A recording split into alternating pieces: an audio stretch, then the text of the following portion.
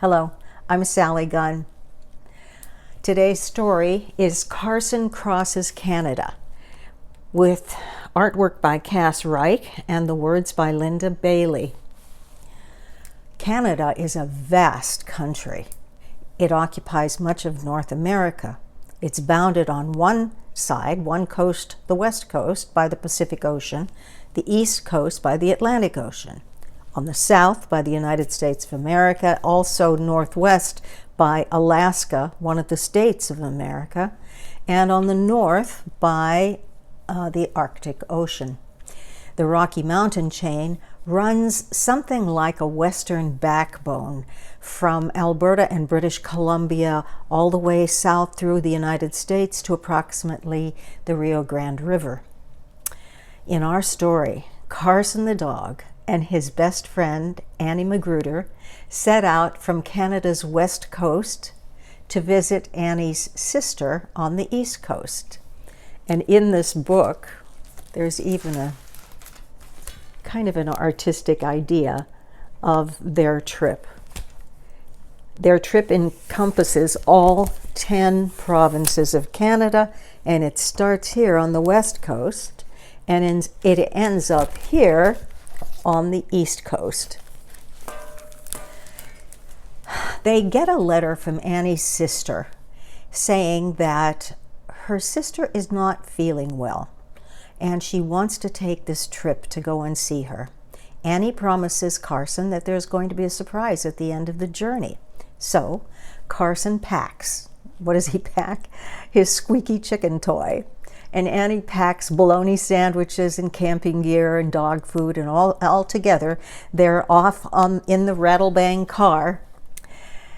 On their journey, they get to enjoy some of the wonderful, unique areas of Canada's 10 provinces, starting in British Columbia, across Alberta with its Dinosaur Provincial Park, to the flat farmlands of Saskatchewan, onto Lake Winnepeg in Manitoba, where they hear loons calling.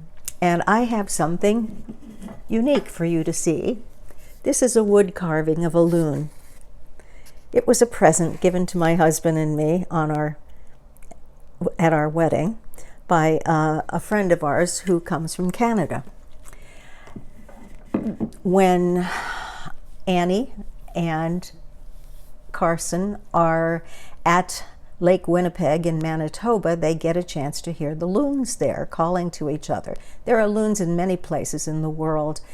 They always live around water because they're great fisher birds, but there are more loons in Canada than in any other country. Then it's on to amazing Niagara Falls in Ontario. They continue to Quebec, where the official language is French. When they get to New Brunswick, Nova Scotia, and Cape Breton Island, Prince Edward Island, and Newfoundland and Labrador, they have reached the Atlantic Ocean. What a wonderful trip. Carson Crosses Canada.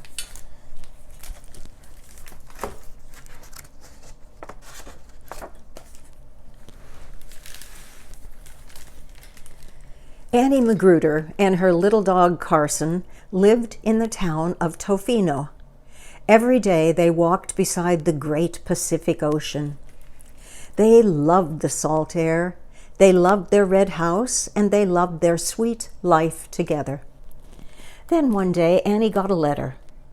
"Pack your suitcase," she told Carson. "My sister Elsie's sick, and she needs some cheering up." Carson didn't have a suitcase, but he got very excited when Squeaky Chicken went into the car. Annie packed camping gear and dog food. She filled a cooler with bologna sandwiches. Then she and Carson piled into the car and drove east.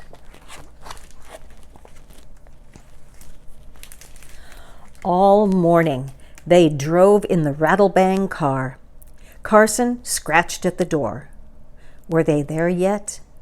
"Oh, no," said Annie. "It's a very long way, all the way across Canada.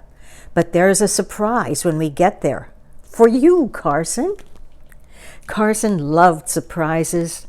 Squeaky Chicken had been a surprise. Every time Carson chewed, he got a brand new noise. Squeak, wee, yip. On they drove, along twisty roads, through mountains as high as the sky. "The Rockies," said Annie. "If we were younger, we could climb them." "Rough," said Carson. "You're right," said Annie. "It would be rough." That night, she put up their tent in the woods. Carson watched out for bears. No bears came, but Carson was ready. They rolled on down to a land of lumpy humps. "Hoodoos," said Annie. "This is dinosaur country." When Carson saw the giant bones, he got very excited. Was this his surprise?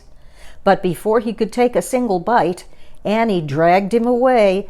"Settle down, boy," she said. Carson had never imagined a bone could get that big. Next day, the land flattened out. Grain grew in carpets, yellow, blue, gold. "Oh, my," said Annie when they stopped for lunch. "Will you look at that sky?" But Carson was looking at the ground. There were grasshoppers everywhere. It took him most of lunchtime to catch one. He ate it for dessert. The next day was a scorcher. That's what Annie said. The sun beat hard on the highway. Carson drooped all over. When he saw the lake, he was so happy he tried to leap out the window. Annie held him back. "Hang on, boy," she said. Soon they were both in Lake Winnepeg. Carson dog-paddled up to Annie and gave her a lick on the nose. For one cool blue moment, they were exactly the same size. After that, there were days of rocks and trees. Carson thought the trees would never end. He barked and barked out the window. Where was his surprise? Annie gave him a pat. "It's still a long way to Elsie's." That night, they listened to the loons. "Ooh, ooh, ooh, ooh, hoo, hoo." "Oh my," said Annie. "Canada, such a grand land to cross." And then came a grand sight indeed. A wall of water thundering down a cliff. Carson yapped in amazement. He was used to water that stayed flat. He and Annie watched until they were soaked all over. Then Annie went to buy a souvenir of Niagara Falls. Carson found a grassy spot and left a little souvenir of his own. Next came a lively old city where people called Carson a chien. "That's dog in French," whispered Annie. "Chien." They sat at a cafe and ordered a pie filled with pork. It was called a tourtiere. Carson didn't care what it was called, as long as it had meat. He ate that pie in 2 bites. Oh, that's old Quebec City. And still they kept on driving. Carson was half asleep when Annie let out a yell. "Oh, look, the Atlantic Ocean!" Carson jumped up and ran right to the water's edge. It smelled like the ocean back home. He sat with Annie and watched the tide go out. It left a sea of mud as far as the eye could see. Oh no," cried Annie suddenly. "Carson, don't you dare!" But Carson couldn't help himself. He rolled all over the seabed. Best mud ever. The next day, they crossed to an island of red and green. "Just like a postcard," said Annie. She stopped at a bench to buy lobster rolls. Carson ate his in one gulp. "We're getting close," said Annie. "I hope you'll like your surprise." But Carson knew what he'd really like: Annie's lobster roll. "We're almost there," said Annie as they left the island. In the campground that night, there was fiddle music, so friendly and fast, it made everyone dance. Annie clapped and jigged. Carson chased his tail. "Tomorrow," whispered Annie, as they snuggled in their tent. The rattlebang car drove onto a ferry. At last, they were finally there. A house stood waiting beside the ocean. It was red like the house back home.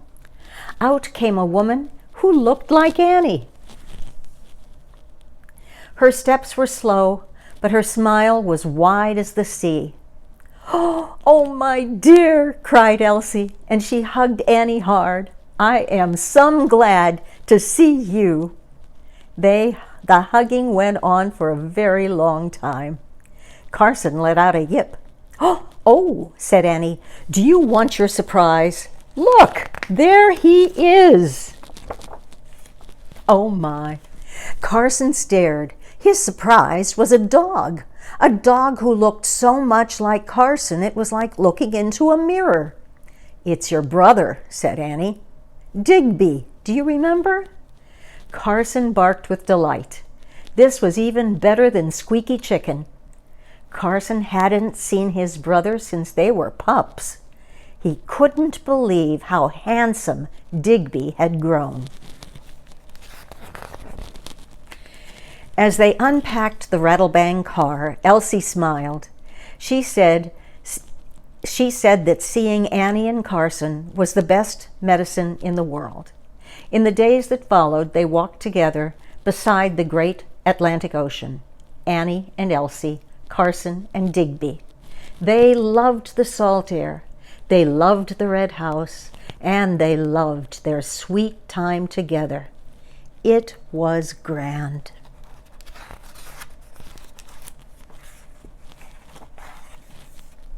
That was quite a trip.